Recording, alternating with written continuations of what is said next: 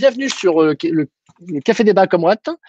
Ce soir, effectivement, notre invité, c'est Pierre Dubarret qui va nous parler effectivement de bioénergie, savoir effectivement ce que c'est. Parce que nous, effectivement, sur le Café Débat Comrade, donc on est très habitué à tout ce qui est énergie renouvelable, type photovoltaïque et éolien. Là, ce soir, on va parler un petit peu de notre énergie. On va essayer d'ouvrir un petit peu notre champ de perception et de comprendre un petit peu comment ça fonctionne et quelle est la place de cette technologie dans l'écosystème présent et futur. Donc, première question, donc, comme d'habitude, sur le Café Débat Comrade, vous pouvez poser des questions effectivement par écrit. Je me ferai un plaisir de relayer vos questions. Sinon, vous pouvez prendre la parole et directement poser la question à Pierre. Bien sûr, votre avis de manière respectueuse. Et vous pouvez ne pas être d'accord avec Pierre, mais il faut l'exprimer de manière argumentée. Et on peut effectivement, d'une manière c'est dit avec bienveillance, on peut se dire beaucoup de choses. Et le but, c'est pas d'avoir de langue de bois. Si vous avez des doutes, ou vous avez entendu des bruits, des informations que vous vouliez voir confirmées, on est là pour en discuter. N'ayez pas peur de poser des questions. C'est très important qu'on puisse avoir ce débat en toute transparence. Et puis après, au fur et à mesure que nous, on a prévu un grand nombre de questions à Pierre. Mais effectivement, si vous voulez rajouter vos questions, vous êtes bien sûr les bienvenus. Donc voilà, sans trop prendre de temps au début, je vais laisser la parole à Pierre et je vais poser la première question. C'est Pierre, présentez-vous, votre parcours et quelle est votre activité principale actuellement? Merci. Donc, je travaille dans une entreprise qui s'appelle Mini Green Power, qui est un acteur innovant de la biomasse énergie et qui fabrique ce qu'on pourrait appeler des chaudières biomasse. Voilà, il y a 3 acteurs en France pour ce type d'activité et puis de nombreux acteurs en Europe. La France est le premier marché européen de la biomasse énergie. Moi, j'ai une carrière industrielle avant ces 3 années chez Minigreen, où j'ai travaillé dans le recyclage des déchets pendant une dizaine d'années et dans l'aluminium. Et puis, j'ai travaillé également dans un domaine tout à fait différent qui était l'automobile, enfin les camions.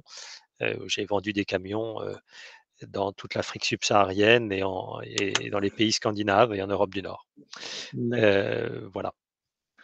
D'accord, d'accord. Et qu'est-ce qui vous a, quel déclic, quelle histoire qui vous a passé du monde industriel à la biomasse? C'est quoi? Il y a une histoire, il y a un événement Oui, assez. alors oui, alors il y a un lien, c'est une, je dirais une évolution qui s'est faite de façon assez naturelle après mon activité dans l'aluminium.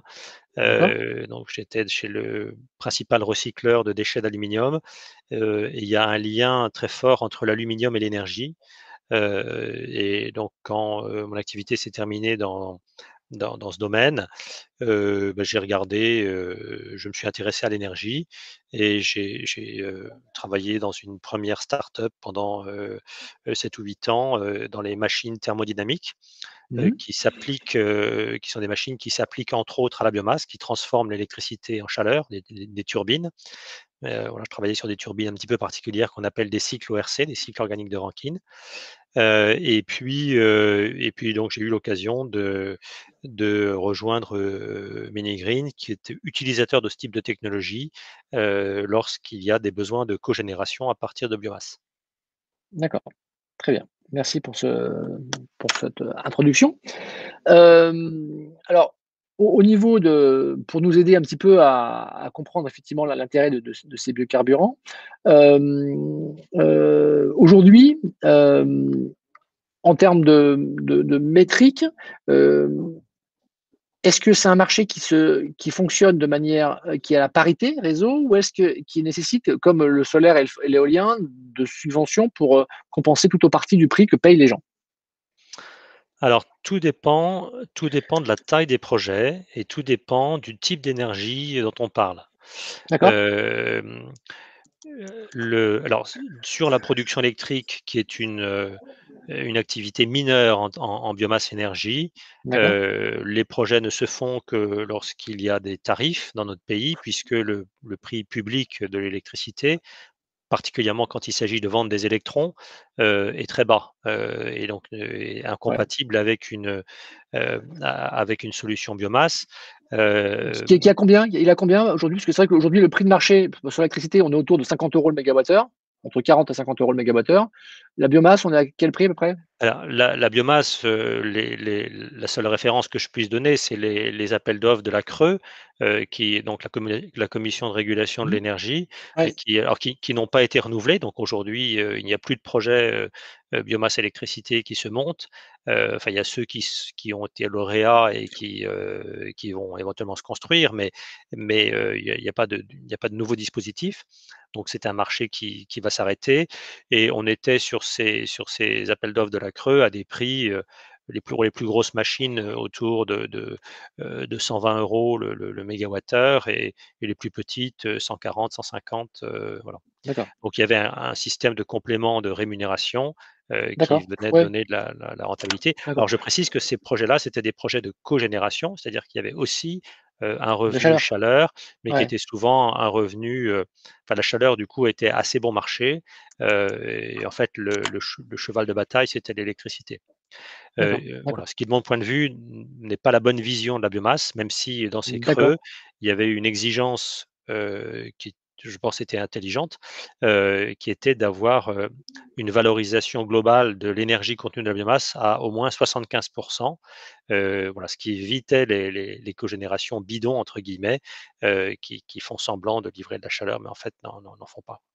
Ouais, parce que j'avais entendu parler, oui, effectivement de tomates hollandaises qui étaient faits en cogénération et en fait, il y avait tellement d'aides pour pouvoir faire la cogénération que en fait, les tomates, c'était un produit secondaire, c'était des serres sur des dizaines d'hectares et en fait, les tomates ne coûtaient rien à produire parce qu'en fait, c'était la cogénération qui payait quasiment parce qu'il fallait un prétexte pour pouvoir justifier de chauffer les serres et donc du coup, les paysans français disaient: «Ben, c'est dingue parce que les Hollandais peuvent vendre à zéro leurs tomates parce que d'ailleurs, ça leur a rien coûté de fabriquer, Mmh. c'est plutôt la cogénération qui a payé la donc Oui, c'est effectivement ce que je comprends alors effectivement c'est ce une genre réalité, c'est un peu excessif, mais c'est une réalité. Mais en fait, ce n'est pas propre à la Hollande.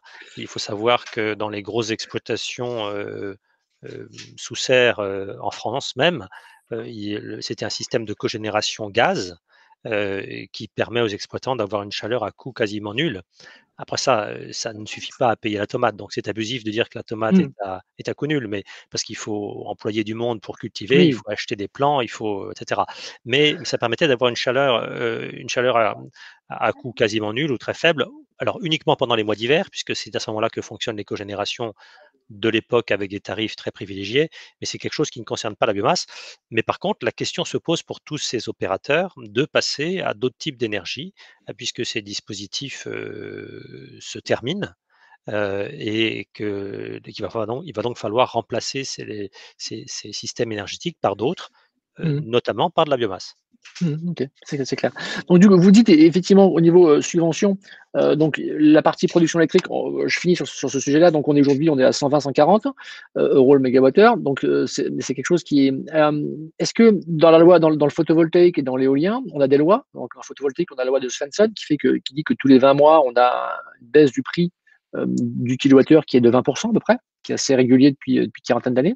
Est-ce que, dans la partie biomasse, est-ce qu'on a aussi des lois, de baisse de prix? Est-ce que plus on arrive qui dit que plus on investit dans cette technologie, plus on atteint une masse critique et plus on atteint cette masse critique, plus elle est capable de réduire les prix pour pouvoir, à la fin, dans un futur, Oui, 5-10 ans, 15 ans, oui. soit capable de se passer de subventions? Oui. Alors, on est dans la biomasse dans un domaine tout à fait différent, du D'accord. photovoltaïque, de ce point de vue-là. Les technologies qui sont mises en œuvre sont des technologies très anciennes, et donc on n'est plus du tout sur une courbe d'expérience, on est sur une technologie mûre. Ce que nous essayons de changer, pour notre part, c'est de faire des machines, des chaudières un peu particulières qui donnent accès à des combustibles moins chers que la plaquette forestière. En fait, l'une D'accord. des limites de la biomasse, qui est d'ailleurs, il faut le savoir, l'un des premiers contributeurs aux énergies renouvelables aujourd'hui, hein. Les quantités d'énergie renouvelable produites par la biomasse sont tout à fait colossales. On en parle peu parce que c'est rentré dans le paysage, Mmh. mais là, j'ai sous les yeux un chiffre qui indique qu'en termes de production thermique, on a 7 900 mégawatts de puissance biomasse installée dans notre pays. Voilà, c'est quelque chose qui est quand même, colossal. Et environ 40 des réseaux de chaleur, urbains, publics, sont aujourd'hui passés à la biomasse. Voilà.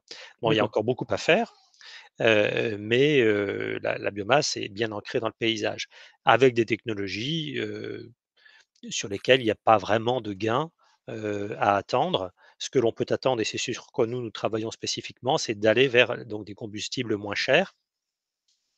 Le combustible typique qui va dans une chaufferie biomasse, alors sauf si là je ne parle pas des chaufferies ou des chaudières individuelles qui prennent des bûches ou des granulés, mais je parle de chaudières plus industrielles. C'est ce qu'on appelle la plaquette forestière.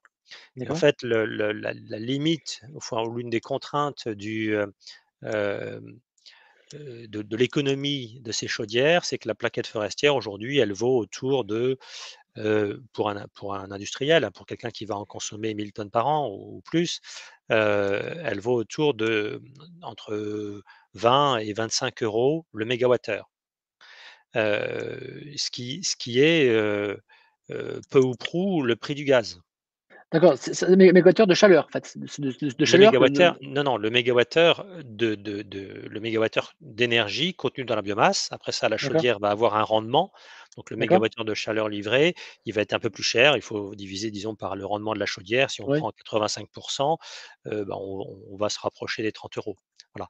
Ce qui veut dire d'accord, que, et ça va répondre à la question que vous posiez au début, que sur la chaleur, en fait, au prix actuel du gaz, oui, c'est une technologie qui n'est pas compétitive dans la plupart des cas, et c'est pour ça qu'il y a un dispositif qui lui, fonctionne bien et est pérenne pour l'instant, qui s'appelle le fonds chaleur, qui encourage, en fait, qui est une aide à l'investissement parce que, donc autant la biomasse, le combustible est à peu près à parité avec le gaz, autant en termes d'investissement, la machine et d'exploitation, on est sur, des coûts qui sont beaucoup plus élevés que le gaz, hein. Voilà, si vous voulez un chiffre simple, une installation biomasse, ça va coûter entre, 6 et 10 fois le prix si on parle d'une chaudière, hein, d'une chaudière gaz, donc c'est sensiblement plus cher, et l'exploitation va elle-même être plus chère, du même ordre, hein. Donc la biomasse ne fonctionne économiquement aujourd'hui qu'avec ces aides, sauf à aller chercher d'autres combustibles, ce à quoi nous nous attelons. d'accord, très bien. Donc du coup, Puisque vous remplacez la plaquette par c'est d'autres ça. éléments, biosourcés? Voilà, en fait, quand on parle de biomasse, ça recouvre des réalités très différentes. Il y a les biomasses fermentescibles qui sont tous les produits qui vont en méthanisation, donc des produits qui sont très aqueux, résidus de cantine, déjection animale, enfin que sais-je. Et puis vous avez les biomasses dites ligneuses qui proviennent de produits, forestiers, enfin d'arbres, dans différents états, et donc en particulier la plaquette, mais aussi tout ce qui est bois, en fin de vie, donc mobilier, vieux mobilier, hem, ou tout ce qui vient de la démolition, et aussi ce que nous appelons la fraction ligneuse de déchets verts, qui est quelque chose qui s'est beaucoup développé depuis que, les particuliers n'ont plus l'autorisation de brûler, leurs élagages dans leur jardin. En fait, nous tous, enfin, qui avons des jardins, nous apportons nos déchets à la déchetterie, à moins de les broyer chez soi, et les déchetteries se retrouvent avec des quantités, monumentales, de ce qu'on appelle les déchets verts, pour faire simple, déchets verts qui contiennent, de l'ordre de 30 de fraction ligneuse, si l'on écarte les feuilles et les parties humides, et donc ça représente un gisement de millions de tonnes dans notre pays qui est très peu valorisé. Aujourd'hui, l'ensemble feuilles et branchages part en compost, et qui est une valorisation faible et par ailleurs émettrice de méthane. D'accord.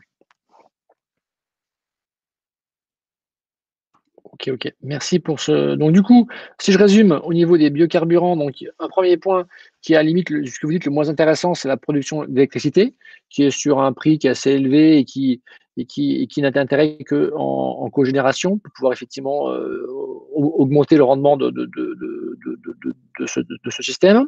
Ensuite, là où vous dites que c'est plus intéressant, c'est sur la production de chaleur. donc avec une production de chaleur qui permet effectivement d'avoir une utilité, mais avec effectivement des coûts d'investissement initiaux et des coûts d'entretien qui sont un peu plus chers que le gaz, mais le gaz va être fortement impacté par les taxes carbone. Comment les taxes carbone fonctionnent avec tout ce qui est biocarburant? Est-ce que c'est une exemption complète? Est-ce que c'est enfin, comment ça se passe? Alors, je ne suis pas compétent pour parler des biocarburants. Si par biocarburant, vous entendez ce qu'on va mettre dans le réservoir Oui, d'un véhicule. ouais, Bon, la biomasse est considérée comme neutre en carbone et d'accord.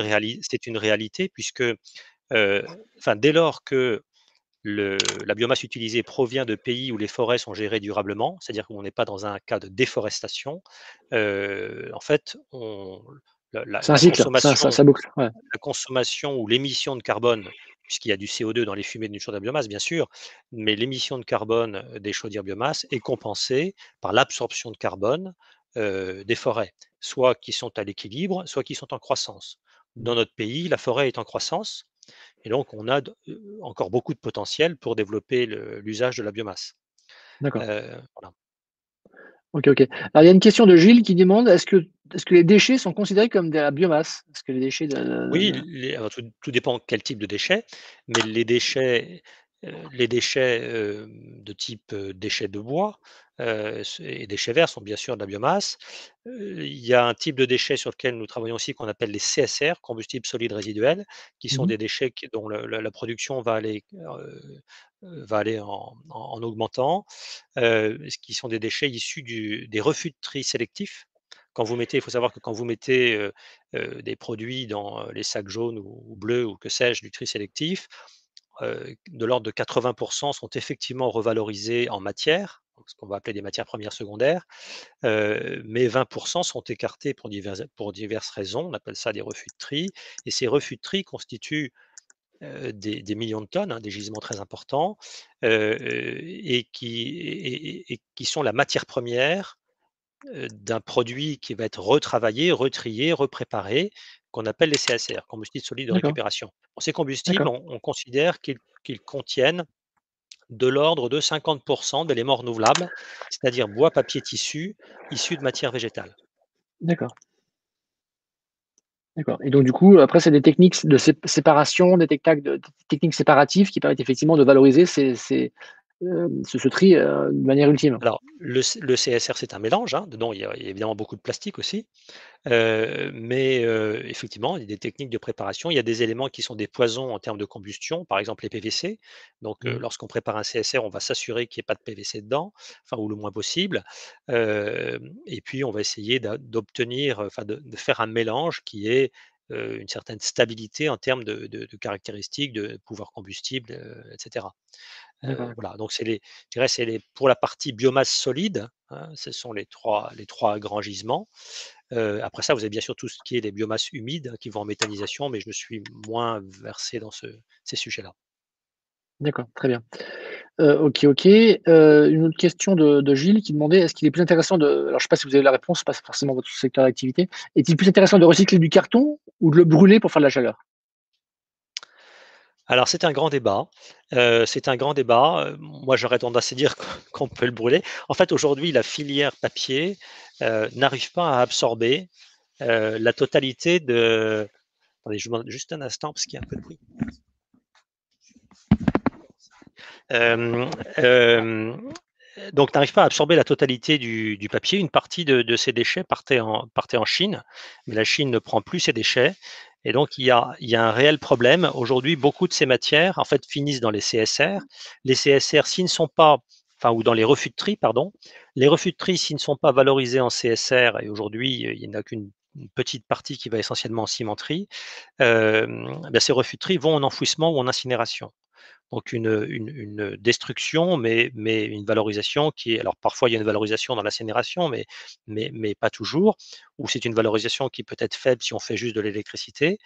Et donc moi je suis plutôt, favorable à ce que, papier carton, se retrouve dans les CSR et donc soit valorisé à 85 de leur, potentiel énergétique.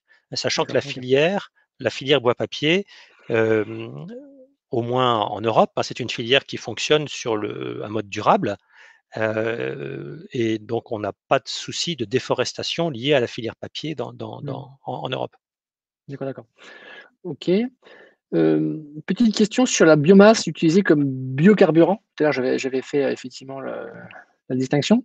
C'est pas un sujet qui, enfin, vous travaillez pas trop là-dessus? C'est pas votre, Non, nous, on du n'est pas tout? du tout impliqués, c'est vraiment alors là, je dirais, c'est une autre échelle. Bon, j'ai du mal à m'exprimer, parce que je risque de dire des bêtises, mais donc nous, on est dans une démarche, qui est différente puisque notre approche, c'est de faire des projets biomasse à l'échelle locale, à Ouais, partir de déchets. Donc on n'est pas du d'accord, tout dans une dynamique de production d'un combustible, on est dans une dynamique de valorisation d'un déchet, d'accord, de biomasse.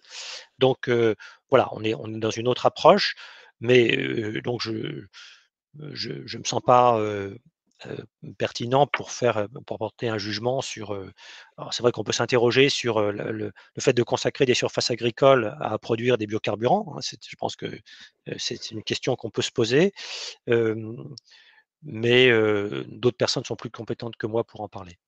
d'accord, d'accord. Euh, Grégory, Oui, c'est Gilles ici. J'avais peut-être un point pour ajouter par rapport au biocarburant. Euh, Comme tu sais, je travaille avec ExxonMobil. ExxonMobil fait beaucoup de recherches sur ça, notamment avec les algues. oui, Comme Pierre a dit, le grand débat, c'est est-ce qu'on utilise des terres agricoles pour faire du biocarburant ou pas, quoi. Et mmh, donc, ExxonMobil est vraiment basé aux États-Unis. Et là où on voit vraiment quelque chose qui se fait, c'est justement aux États-Unis, ils ont vraiment des étendues un peu désertiques, tout ça. Et donc, ils arrivent à faire ça parce que c'est pas réellement des terres agricoles. Maintenant, la recherche, elle est vraiment poussée. Ils essaient d'ajuster génétiquement les algues, tout ça, pour que les algues arrivent en fait à générer suffisamment de matière grasse, en fait, de diesel, de biodiesel, tout ça. Et au jour d'aujourd'hui, ils arrivent un peu à une limite où, pour pouvoir produire suffisamment, à chaque fois, en fait, ils sont obligés d'écraser les algues pour extraire tout ça. Et du coup, à chaque fois, ils redémarrent avec un batch d'algues ou d'eau qui est en fait déplétée du fait qu'ils ont dû squeezer les algues pour extraire le diesel.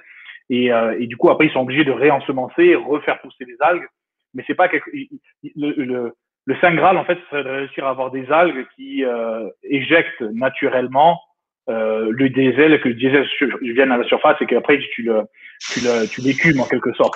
Ça, c'est ce qu'ils essayent de faire d'un point de vue recherche. Mais d'accord, ça, c'est d'un point de vue biocarburant, les grosses compagnies pétrolières ou les compagnies qui ont vraiment beaucoup d'argent dans ce genre de choses, ils essayent de faire ça.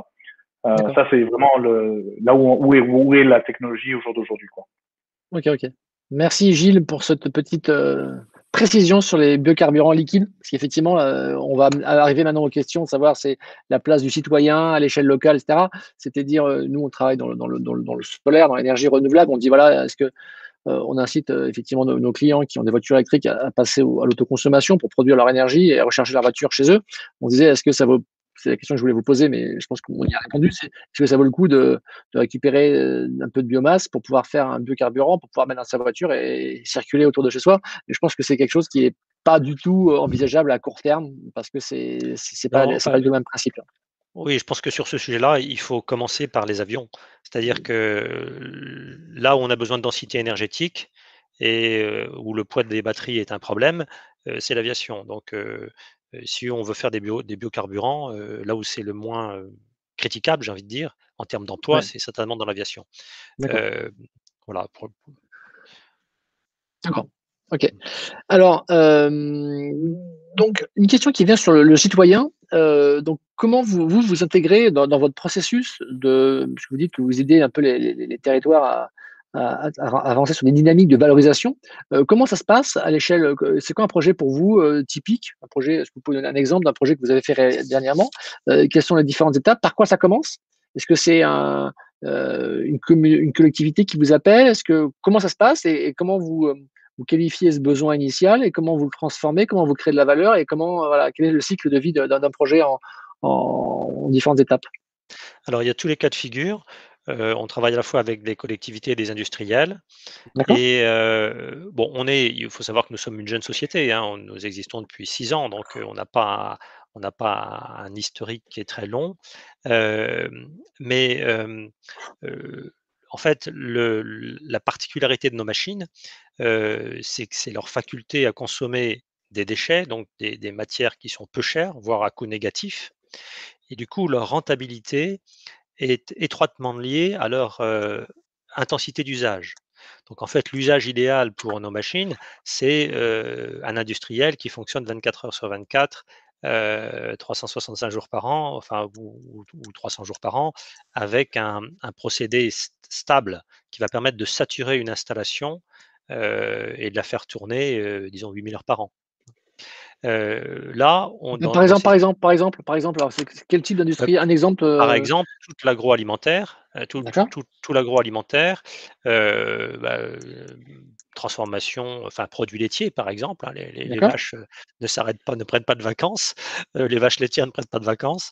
Donc on a des activités continues qui consomment de la vapeur, donc beaucoup de ces usines qui sont des usines de taille moyenne, certaines sont très grosses, mais il y a beaucoup d'usines de taille moyenne, qui, ont, des chaudières, gaz, voire fioul, voire charbon, et donc il y a vraiment un gros potentiel de verdissement de ces activités, auxquelles on essaie de répondre. Et puis il y a bien sûr les collectivités. Ce qui est Alors, intéressant dans les collectivités, pardon. ouais, excuse-moi, juste pour essayer de tirer le fil de la alors là, je suis un industriel, j'ai des vaches laitières, j'ai besoin de gaz parce que j'ai besoin de vapeur, enfin, j'ai besoin de chaleur parce que j'ai besoin de vapeur. Donc vous, vous dites, voilà, bah, démontez votre chaudière fioul et je vous mets une chaudière biomasse et vous allez voir ça alors qu'est-ce que Alors vous en proposez alors? fait, nous leur disons pas de démonter la chaudière fioul parce que la biomasse, surtout quand on travaille avec de la biomasse déchet, c'est plein de surprises. Ouais, Et donc on leur dit: «Gardez votre chaudière gaz ou fioul en en secours». sécurité? Ouais, Voilà, mais le fournisseur, de base va être la chaudière biomasse, en général, notre processus je dirais d'approche consiste à faire très vite ce qu'on appelle, une note de concept, avec un premier business plan où on va regarder si on est capable d'arriver à un prix, équivalent ou inférieur aux énergies fossiles. d'accord. Voilà, dans certains cas, pour y arriver, on aura besoin, des subventions de l'ADEME à travers le fonds chaleur. Dans d'autres cas, on y arrive sur des machines qui sont plutôt plus grosses, on peut y arriver sans. Mais évidemment, on ne va pas s'en priver si, après ça, c'est des questions de TRI, Oui. voilà. Si on veut avoir un bon TRI, il est généralement nécessaire d'aller chercher des subventions. D'accord. Donc du coup, vous faites une préétude. Là, vous en fonction de l'endroit géographique où est située cette usi ce cette fabrication de produits laitiers à partir de lait de vache, vous regardez quelle est la biomasse la plus disponible, c'est ça? Parce que la distance compte? Alors, Je on va faire effectivement dans le cadre de cette étude préalable, on va faire, ce qu'on appelle un plan d'approvisionnement. Donc on va Mmh. regarder à quelle biomasse on va pouvoir accès, à quel prix, et donc on ça ce qui va permettre de trouver le prix du kilowattheure qui est finalement ce qui intéresse le client. D'accord. Mmh. OK, OK. Donc vous faites un plan d'appro par rapport à ce qui est disponible dans un périmètre, facile d'accès? C'est ça, et voilà, et d'ailleurs ce qui peut nous amener à parler à des collectivités qui bien souvent D'accord. vont être les détentrices ou bien éventuellement de parler à des plateformes, qui sont, sous-traitantes de collectivités qui assurent la gestion de ces déchets, des déchets verts ou des déchets de bois, pour le compte des collectivités, pour, voir comment on peut organiser, un approvisionnement. D'accord, OK. Donc du coup, vous faites cette préétude, vous sortez des ratios, des prix, ensuite, le contrat se signe ou pas et après du coup, vous êtes en charge de construire? Vous faites quoi? Alors nous construisons, oui, alors en fait nous avons, des compétences qui sont essentiellement de l'ingénierie et des compétences d'ensemblier, enfin de petit ensemblier, donc vous êtes contractant général? Vous êtes contractant général et vous oui, c'est sous-traitez ça. à d'accord, C'est ça, mais on sous-traite une grosse partie. Il y a de la main-d'œuvre de pose? Mmh. nous avons non seulement ça, mais beaucoup d'éléments de fabrication.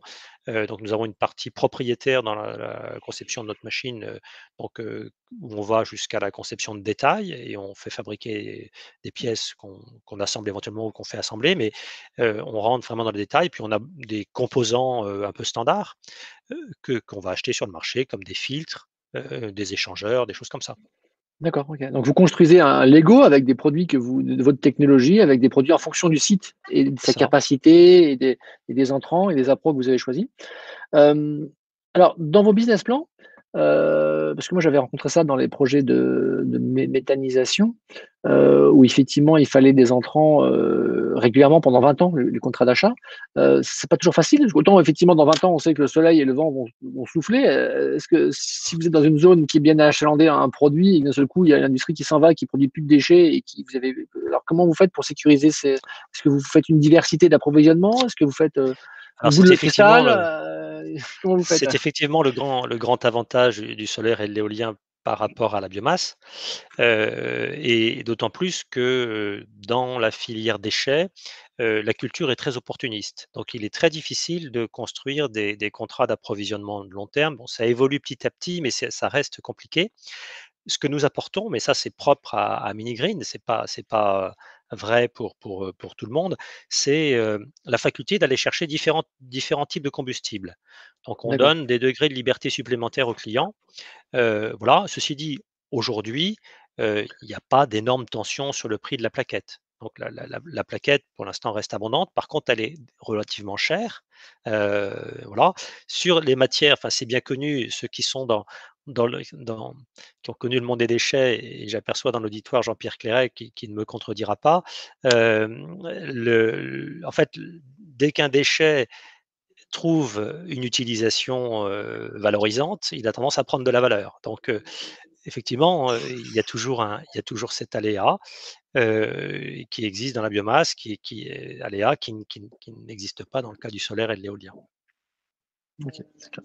Très bien. Donc une fois que vous avez effectivement, installé, vous avez fait le plan d'appro, vous avez fait vous avez vendu le projet, vous l'avez construit.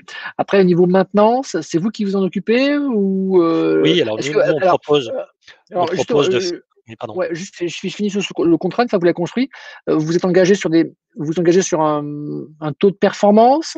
Quels sont vos engagements, par rapport Oui, à la production je d'énergie? Parce que dirais c'est vrai que moi je fais toujours un parallèle avec le solaire mmh, pour raccrocher des wagons à des choses que je connais. Effectivement, quand on vend, on dit: «Voilà, je m'engage à ce que la production soit de tant de kilowattheures par mètre carré par an pour ce générateur-là et si j'arrive pas à ce moment-là, ben, je vous paye une pénalité, enfin, je prends des assurances». Est-ce que vous êtes un peu dans des contextes un peu équivalents? Oui, tout à fait, et donc je dirais dans le cas de base, ça va être une garantie de performance qui va être une puissance thermique, D'accord, avec, des pénalités à la clé éventuellement. Et puis si on assure la maintenance, eh bien on va être en mesure de garantir une disponibilité. d'accord, Et puis si jamais dans certains cas, on nous demande de faire l'exploitation, il y a un cas où où on est co-exploitant d'une centrale, à ce moment-là, on est susceptible de donner des garanties plus étendues, sur la production, d'énergie. Voilà. d'accord. Mais je dirais l'étendue de la garantie ou des engagements que l'on prend, va de pair avec, l'étendue des prestations. Mmh. D'accord, très bien, très bien, très bien. OK, donc du coup, ça commence effectivement par un projet peut-être, industriel et ensuite au moment où vous arrivez sur le plan d'appro, vous allez peut-être passer à l'échelle départementale et là, on rentre avec les collectivités locales pour savoir ce qu'il est possible de faire et après ça devient peut-être un projet, mixte public-privé? Ça arrive Alors souvent ça ou pourrait en c'est fait, nous on aime se placer dans ce qu'on appelle une démarche d'EFC, d'économie fonctionnelle et collaborative. mmh. C'est-à-dire qu'il y a beaucoup dans nos projets, il y a beaucoup de parties prenantes. Donc c'est des projets qui demandent quand même un effort de développement qui est significatif, Mmh. ce qui veut dire que c'est compliqué s'ils sont trop petits. Puisqu'il y a beaucoup de monde à mettre d'accord, les collectivités qui éventuellement détiennent le déchet, ceux qui le préparent, donc ils peuvent être, des grands acteurs type, Suez ou Veolia ou des petites sociétés, ou les collectivités elles-mêmes lorsqu'elles exploitent des écopoles ou des plateformes de valorisation de déchets. Et puis on essaie de trouver ce qu'on appelle les externalités positives. On essaie par exemple de dire: «Bah tiens, heu, il y a un effet d'échelle qui est toujours favorable sur les projets». Donc, on a une base qui est cette demande de l'industriel ou qui est la demande de la collectivité, mais est-ce qu'il n'y aurait pas un besoin complémentaire à proximité qu'on pourrait servir par la même occasion? Hein, puisque Mmh. l'échelle des projets va, favoriser leur économie. Donc on est vraiment dans une démarche de projets territoriaux où, on a besoin de comprendre un territoire et d'essayer de rassembler les gens autour d'un projet. D'accord, très bien. OK. Donc par exemple, s'il y en a un qui a besoin d'énergie pour faire effectivement, de la vapeur et qu'un autre a besoin d'énergie pour sécher par exemple, d'autres composants, bah, vous essayez de les mettre ensemble comme ça ils ont une chaudière plus grosse et chacun paye moins cher l'énergie. C'est un petit Voilà, je vais peu vous donner absolument, je vais vous donner un exemple. On discute avec des gens où quelqu'un parlait d'algues tout à l'heure. On discute avec ouais, des gens en Gilles? Bretagne, qui sèchent des algues. C'est une activité saisonnière et très gourmande Mmh. en énergie. Construire une grosse machine qui va tourner 5 mois par an, ça aura une économie, défavorable, et donc il est, tout à fait possible d'imaginer une solution où on va associer un besoin industriel avec en été, avec un besoin, de chauffage, par exemple, d'une collectivité en hiver et on va Mmh. arriver en combinant les 2 à avoir une installation qui va tourner, 4-5 mois par an en hiver pour le chauffage, 4-5 mois par an en été, on aura un projet qui aura une bonne économie. Voilà, on est D'accord. vraiment dans ces démarches. Mmh. On parle parfois de co-développement, enfin, voilà, quel que soit le nom qu'on met dessus, on est vraiment dans une démarche, je dirais de coopération entre acteurs économiques pour, maximiser l'intérêt des projets. D'accord, très bien. Alors, tout à l'heure, on a eu une remarque effectivement de Gilles qui nous disait effectivement qu'il nous faisait un retour d'expérience chez ExxonMobil et qui effectivement qui essaye de cultiver des algues pour pouvoir récupérer du diesel qui est à l'intérieur des d'huile et pour pouvoir ensuite, et effectivement le graal de ExxonMobil, c'est effectivement de ne pas être obligé de tuer, l'algue pour récupérer la partie huile, pour essayer voilà, que ça pouvait flotter et qu'on puisse, régulièrement passer un râteau, et récupérer cette huile pour pouvoir la mettre dans des systèmes, de production continue, qui est le rêve de tout industriel, hein, c'est ça. Vous, est-ce que vous avez un rêve identique? Est-ce que vous vous dites: «Tiens, chez Mini-Green, on fait de la recherche, on fait des projets et nous, ça serait trop génial si on pouvait, effectivement trouver, une solution, comme l'a exprimé tout à l'heure Gilles sur la le mais et vous, qu'est-ce qui vous manque et qu'est-ce qui demain si vous deviez rencontrer lors d'un colloque, un chercheur qui vous parle et qui vous dit qu'il a inventé un truc et vous dit: «Mais c'est ça qui nous manque, c'est ça». C'est quoi un petit peu qu'est-ce que vous rêveriez de pouvoir, avoir comme élément d'évolution de votre Oui. technologie, qui permettrait d'être un game changer? Alors ce qui nous manque, c'est moins dans l'ordre de la technologie que dans l'ordre je dirais de la distribution de ces solutions, de la notoriété, et puis du financement, qui est du nerf de la guerre. En fait, on a parlé de biomasse aujourd'hui, je vous ai laissé entendre qu'on va vers les CSR. Oui, On va travailler aussi sur, d'autres matières. En fait, on cherche à chaque fois, s'il y a, des déchets qui sont mal valorisés, si on peut les valoriser énergétiquement je dirais pour nous, ce dont on rêve, c'est de pouvoir déployer ces technologies, déjà suffisamment sur le territoire français pour y avoir une assise solide et ensuite se projeter à l'export. J'ai personnellement énormément, voyagé à l'export. Je vois les millions de tonnes de déchets qui arrivent dans la mer avec les fleuves.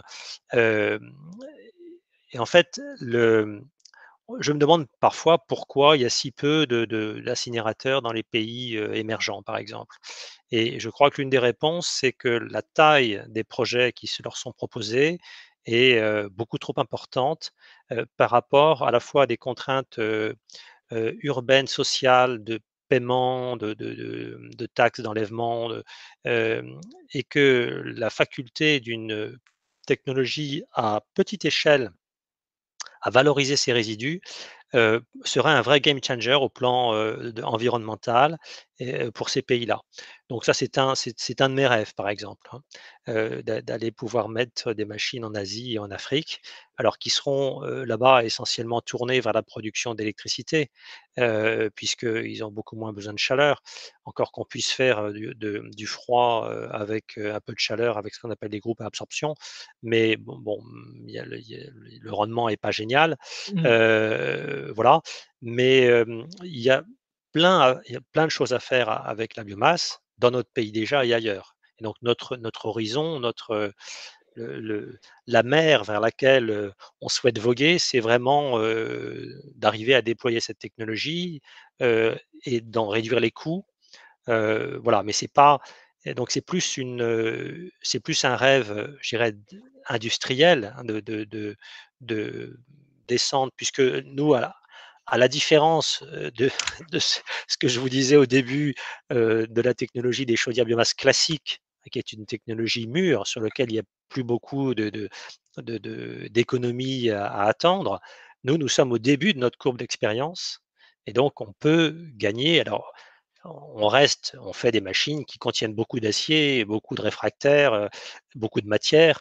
On va pas vivre le phénomène que l'on peut vivre dans les panneaux photovoltaïques ou dans les voilà.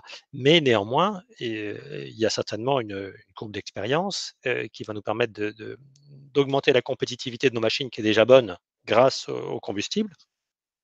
Mais quand on aura réduit le prix, de fabrication, on pourra vraiment ouvrir enfin ouvrir des champs nouveaux en termes de distribution de ces machines et peut-être descendre aussi l'échelle.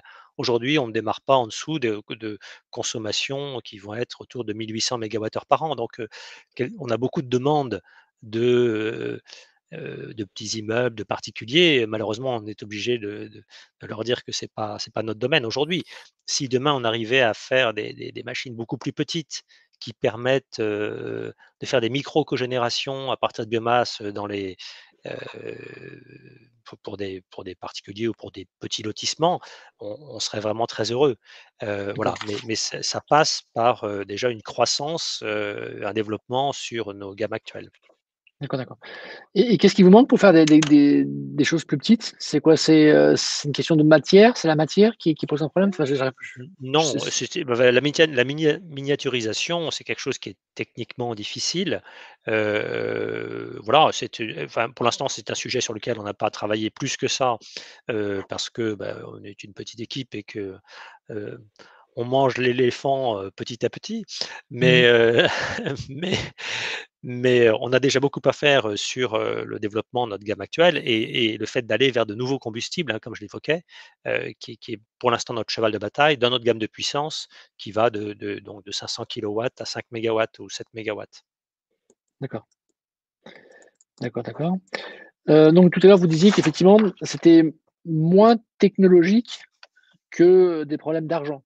Quand vous dites des problèmes d'argent, c'est un problème de coût? C'est le coût du, Non, non, c'est des ou problèmes, c'est le problème de c'est le problème des jeunes sociétés qui démarrent, hein. On est oui, à 6 ans dans, je dirais la mécanique, on ouais, est un bébé. Heu, ouais, donc voilà, on a encore beaucoup de croissance à faire, et ce sont des métiers qui sont très capitalistiques. d'accord. Donc en termes de R&D ou en termes de Ils sont construire les machines? capitalistiques en termes de R&D et en termes de construction parce que tout de suite, D'accord. enfin, Ah on oui, parle tout de suite en centaines de milliers d'euros ou en millions d'euros selon la taille, hein, voilà. d'accord. OK.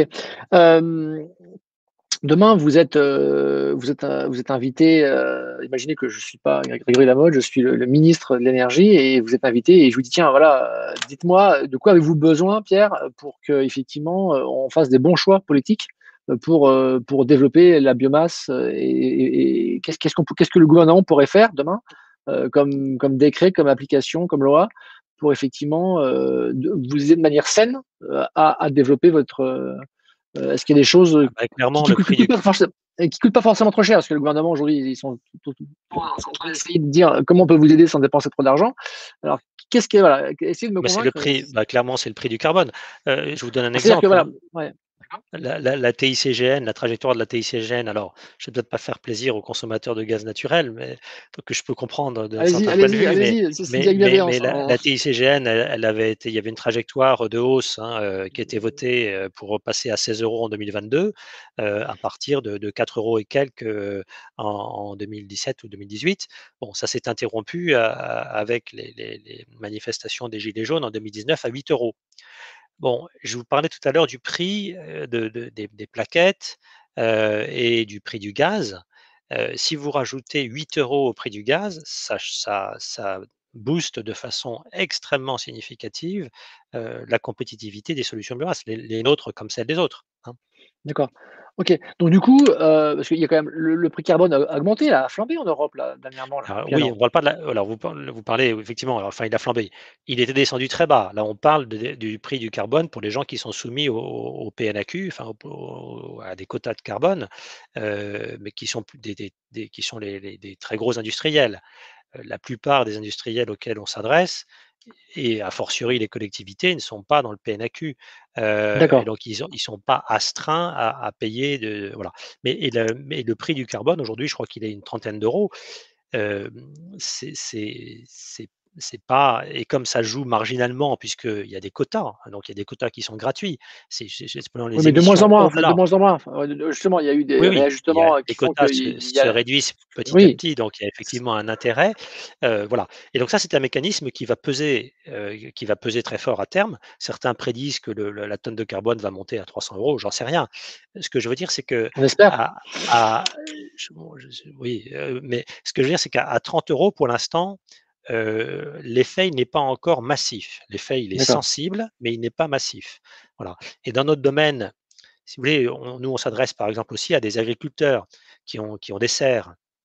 Ouais, Ces gens-là ne sont pas frappés par cette, taxe carbone, en tout cas aujourd'hui. Donc eux, ils sont frappés par la TICGN qu'il y a sur le gaz, pour leur chaudière gaz. oui, oui, Voilà. Donc ce qui nous impacte nous, c'est beaucoup plus une hausse de la TICGN qui est quelque part, «la taxe carbone du pauvre» entre guillemets. Mais si la TICGN n'augmente pas, et bien on continue à dépendre, de dispositifs tels que le fonds chaleur. d'accord, d'accord. Très bien. Oui, donc du coup, effectivement, la taille ICGN, c'est vrai que si on l'augmente trop, après ça risque de poser des problèmes de rentabilité de beaucoup d'exploitations et c'est ça Oui, qui ça peut pas être un mouvement isolé, voilà. Mais donc il y a là-dessus, c'est forcément des choses qui sont coordonnées, au moins au niveau européen et d'ailleurs ce dont je vous parlais pour les cogénérations gaz, clairement différents gouvernements européens ont identifié qu'il y avait un abus, que ce soit en Hollande ou en France et donc un certain nombre de contrats qui étaient excessivement favorables, aux opérateurs de ces cogénérations ont pris fin. oui, oui. Ah oui, effectivement. Avec toujours un petit retard, pour le régulateur de comprendre ce qui se passe et il agit un peu trop tard quand la bulle existe déjà. Voilà. Et quels sont les pays qui sont en pointe là aujourd'hui, là-dessus, quels sont les pays où on dit: «Oh là vraiment ils sont super en avance, ils ont de l'avance sur la Bah, France», oui, alors enfin je dirais c'est banal, mais les pays scandinaves ont vraiment beaucoup développé le bois énergie. D'accord, On comprend puisque ce sont les premières forêts, même si la France a une très belle forêt en croissance, hein. La France est le d'accord, quatrième pays, plus forestier d'Europe. d'accord. Mais bon, les pays Donc scandinaves ont c'est beaucoup c'est développé ça. Finlande, Suède, c'est ça? Voilà, c'est ça, Finlande, Suède, Norvège? Norvège moins, Norvège, c'est très montagneux et s'appuie beaucoup sur Ouais, l'hydroélectricité. Hem et donc ces pays, par ailleurs, je dirais, ont été plus pragmatiques dans les réglementations. Je vous donne un exemple et c'est aussi une difficulté de la filière. Aujourd'hui, quand vous voulez utiliser du bois de démolition ou du bois des meubles usagés, en fait, vous êtes contrôlé par les DREAL, je ne sais pas si ça parle à tout le monde, les DREAL, oui. donc Mmh. vous êtes contrôlé, 2 fois. Vous êtes contrôlé sur, la matière qui rentre dans vos machines et vous êtes contrôlé sur les émissions et avec, enfin, ça fait partie de la vieille défiance de l'administration par rapport aux industriels, avec des exigences sur la matière qui sont extrêmement sévères parce qu'on soupçonne que les gens vont tricher sur la partie, fumée, traitement de fumée. Et avec ça, le résultat Mmh. qu'on obtient, c'est que des bateaux entiers de bois usagés partent pour les pays scandinaves parce qu'ils ne peuvent pas être valorisés en France. Pour des raisons Heu, de contrôle qualité, pour qui vont, voilà, pour des de raisons parce que la règle qui a été mise sur l'intrant est tellement sévère, donc on va mesurer par exemple la présence de métaux lourds. Et donc la règle sur les métaux lourds est telle que il est quasiment impossible d'être, systématiquement, dans les clous.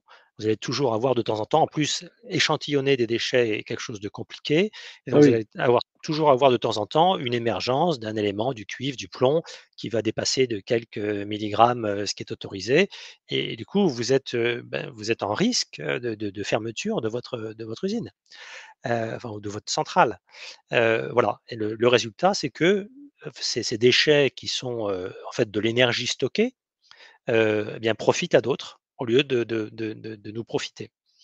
Ouais, c'est toujours pareil, c'est un peu toujours la folie administrative française qui réglemente tout, de manière complètement disproportionnée et qui fait qu'à la fin, le bois est brûlé ailleurs, dans les pays scandinaves qui sont pas forcément plus négligents par rapport à la protection de l'environnement que nous, mais nous, on est plus procéduriers. Voilà, et c'est intéressant de le dire parce qu'on sait bien qu'ils sont très ils ont des administrations qui sont très sérieuses dans ces pays-là, Bah, donc oui, oui, oui, oui, c'est pas du bois qui part en Chine, oui, oui, c'est voilà, et c'est donc scandaleux, enfin, c'est scandaleux, ouais. il y a des questions à se poser par rapport à ça, mais en fait, c'est une maladie qui est assez, je dirais, qui est assez répandue dans d'autres domaines. C'est-à-dire au lieu de punir les gens qui trichent, eh bien, on fait des règles, qui cassent les pieds à tout le monde. Oui, oui, oui. Non, mais nous, on a exactement on en parlait tout à l'heure avec l'ADEME et d'autres, c'est qu'en fait, dès qu'il y a un éco-délinquant qui fait n'importe quoi, on durcit les règles. Et tous les gens qui sont vraiment sérieux, qui mettent à cœur de respecter les règles, et ben, disent: «Oh là, bah, j'arrête de travailler parce que c'est pas possible. Il y a trop de règles, j'arrête de travailler, je vais faire autre chose».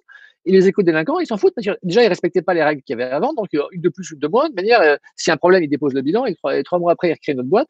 Donc effectivement, dès qu'on va complexifier, dès qu'on va, contraindre les gens, on va dégoûter les plus sérieux et je pense que c'est peut-être aussi ce qui s'est peut-être passé dans votre secteur.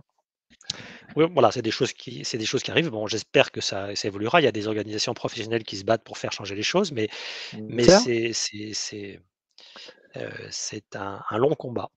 D'accord, d'accord. Donc très bien. Donc vous dites effectivement en termes de leader, les pays scandinaves, Finlande, Suède, ils ont des technologies, des modèles économiques. Danemark Non, aussi qui fait. oui, oui, les technologies sont les mêmes. Les technologies sont très internationalisées. Tous les acteurs, tous les technologies européennes, sont sur le marché français, hein, D'accord, d'accord, voilà, le marché d'accord. la France fait à elle seule, quasiment la moitié du marché européen des chaufferies biomasse, hein.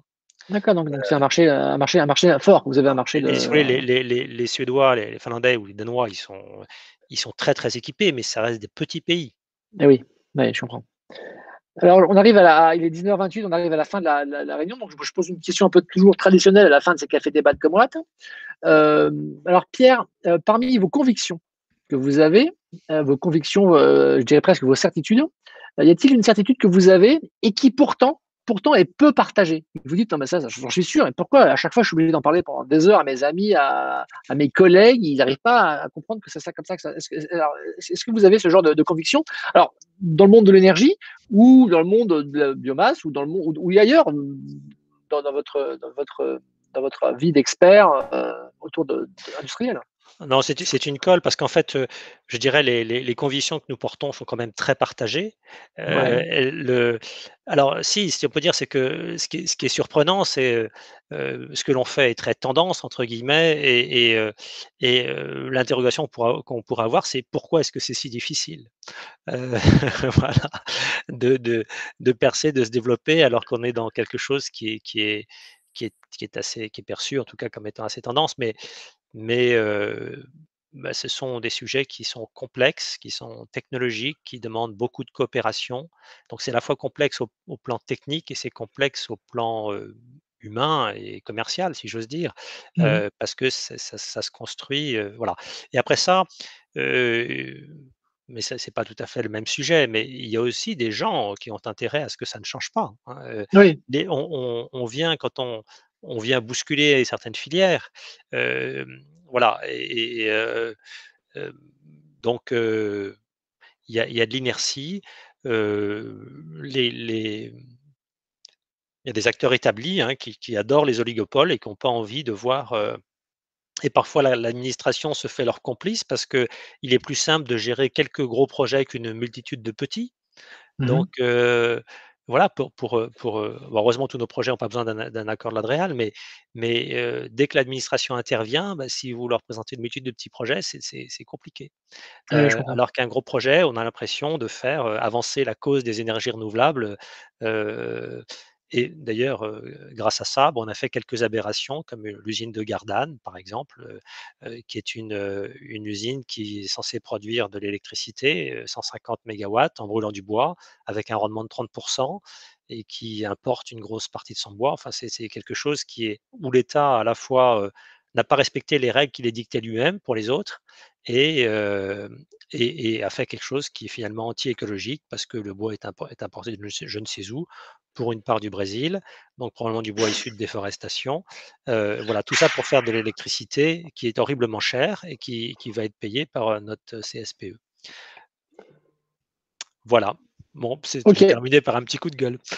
Non, mais vous avez bien fait, Pierre. Non, mais c'est très bien. Ça permet de faire réagir et c'est l'esprit Café Débat. C'est de dire, voilà, c'est de trouver un petit peu d'enlever à chaque fois un petit caillou et puis à la fin, une fois qu'on aura fait le petit caillou dans l'engrenage, Mini-Green pourra effectivement filer à vive allure sur le chemin de la transition énergétique.